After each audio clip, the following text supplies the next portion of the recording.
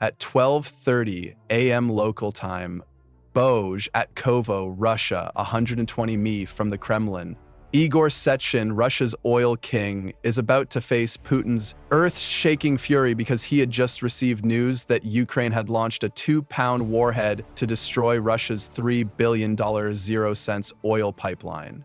The Ryazan-Moscow pipeline is the steel artery of Russia's war machine. This 120-m-long artery pumps 1.22 million barrels of refined fuel per day into Moscow, supplying an estimated 30% of the gasoline and diesel that keeps the Russian army's tanks rolling and its jets flying. To Russia, it's a $3 billion lifeline.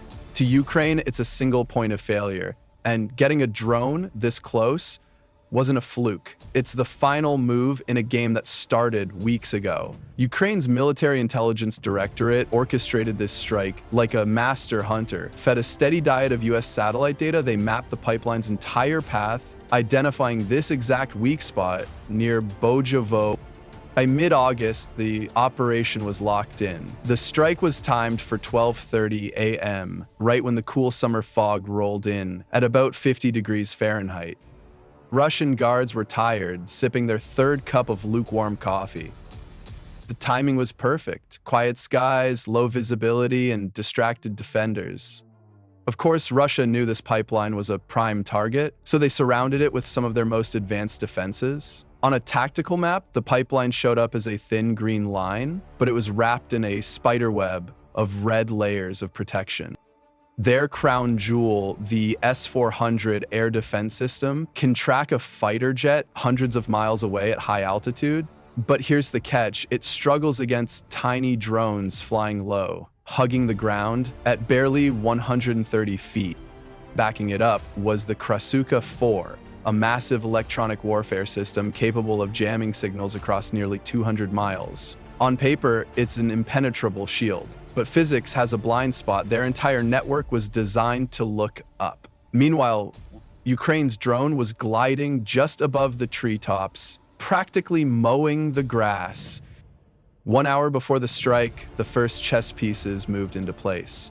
Under the cover of night, Ukrainian operators launched a swarm of 15 Ryazan 5 drones. They were cheap, basically plywood frames with wings, each costing about $500. Their mission wasn't glory, it was to fly noisy, fly obvious, and draw every eye in Russia's defense network away from the real threat.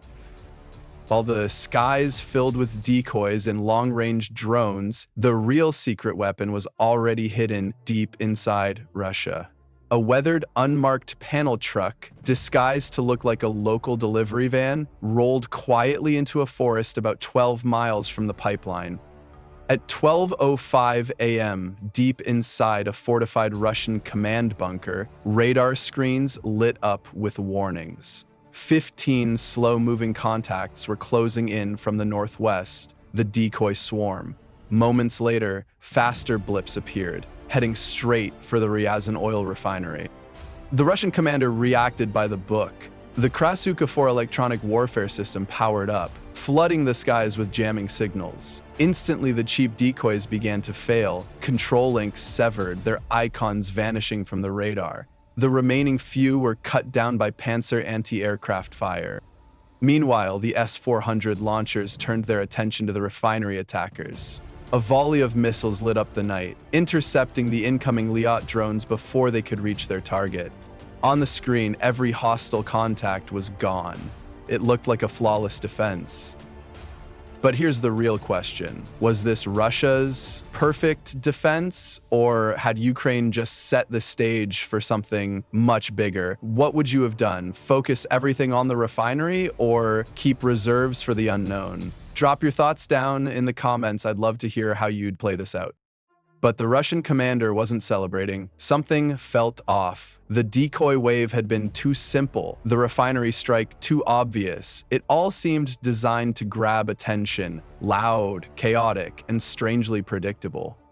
"This is a feint," he muttered, scanning the tactical map. His eyes settled on the thin green line of the Ryazan-Moscow pipeline. It was quiet, too quiet. He gave a sharp order. "Launch an Orlan 10 reconnaissance drone."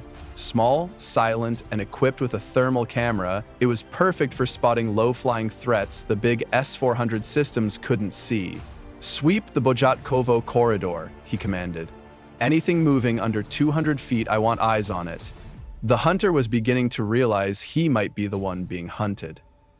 At 12:17 AUM, the back doors of the hidden truck slid open. With a hiss of compressed air, the first REBOFF drone launched into the cool fog, its small electric motor nearly silent as it darted into the night. A thin fiber optic cable unspooled behind it, connecting the pilot to a crystal-clear feed.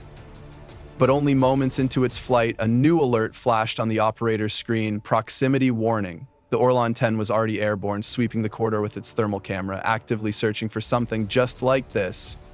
The duel had begun. The REBOFF had one key advantage: its unjammable connection. While the Orlan's signals had to fight through the thick electronic noise of the Krasukha-4 jamming field, the Ukrainian operator enjoyed a flawless, lag-free 4K video feed through the fiber optic tether. That steady link was the only thing keeping him one step ahead.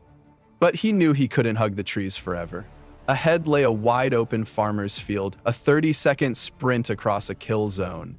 He had no choice. The moment the drone broke into the open, the Orlan's thermal camera locked on clear, unobstructed, and deadly accurate. The chase had reached its most dangerous point. The second the REBOFF crossed the open field, the Orlan transmitted its exact speed, altitude, and heading to a nearby Panzer air defense battery. Within moments, the system calculated a firing solution. A missile roared into the sky at over 2,000 miles per hour, zeroing in on the drone's predicted path. Inside the truck, the Ukrainian pilot saw the launch warning flash. He yanked the controls hard left, throwing the drone into a desperate evasive maneuver. The missile screamed past, missing by inches, but the victory was short-lived. The violent maneuver put too much strain on the fiber optic line. With a sharp snap, the cable broke. The crystal-clear feed dissolved into static, and just like that, the operator lost control. The drone plunged into the countryside, its mission unfinished. Imagine being that pilot, dodging a missile, only to lose your connection in the process. Do you think you'd have taken the same risky maneuver or tried to ride it out another way? Comment below. I'm curious how you'd handle that decision under pressure.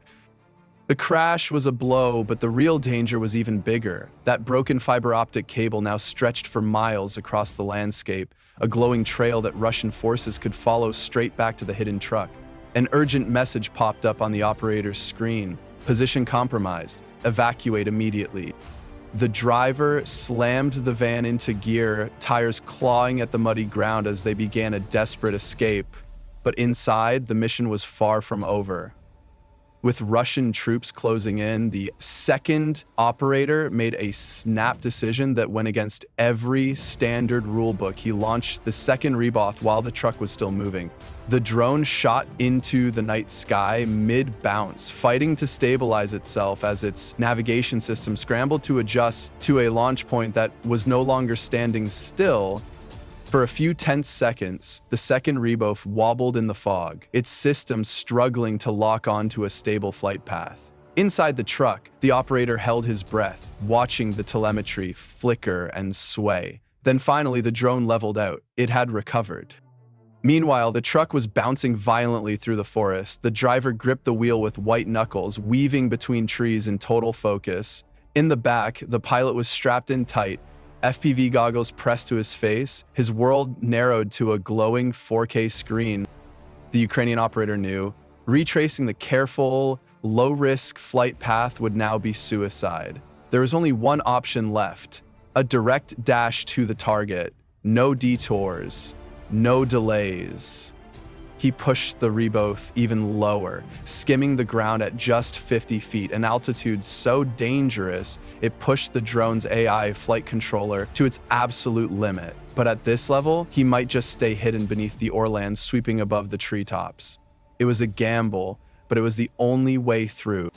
Up above, the Orlan pilot widened his search, scanning beyond the tree line. Suddenly, his thermal camera picked up a faint, glowing shape, a long, straight line running across the ground. It wasn't the drone, it was the pipeline itself. Inside the command bunker, the realization hit like a thunderclap. The decoys, the refinery strike, it had all been a setup. The real target was the Ryazan-Moscow pipeline. Orders came fast and sharp. All units converge on the Bojakovo corridor. Find the intruder, now. At 12:25 AYE, the REBOFF slammed into the pipeline. Its 2-pound-shaped charge was designed for one purpose: precision. The impact ripped open the steel skin, and in an instant, a chain reaction began. High-pressure fuel burst into the air, mixing with the fog and igniting into a towering fireball. The night sky lit up like daylight as flames raced along the pipeline, splitting it open for hundreds of feet. Inside the fleeing truck, the pilot tore off his goggles just as a shockwave slammed into the vehicle, rattling it to its core. They couldn't see the fire, but they could feel its force. The strike hadn't just damaged the target, it had completely disabled it. For hours, the blaze raged out of control, fed by an unstoppable flow of fuel. Early estimates put the repair bill at around $50 million, but the real blow was far greater. Nearly $250 million in lost fuel and massive disruption to Russia's supply lines. Within days, gas stations in Moscow began posting no fuel signs. On the southern front, units that depended on this pipeline suddenly saw their supply chain collapse. Tanks and trucks sat idle, not because they were destroyed, but because there was simply nothing left to power them. All of it pulled off with a disguised truck, a handful of cheap decoys, and 2 advanced drones, a $12,000 investment that crippled a $3 billion asset. History may remember it by a name already circulating: Operation Pipeline Panic. So what do you think? Was this the boldest drone strike of the war so far, or just a preview of what's coming next? Comment your thoughts, and if you'd name this operation something else, share it below. And don't forget, hit like, subscribe, and ring the bell so you don't miss the next deep dive.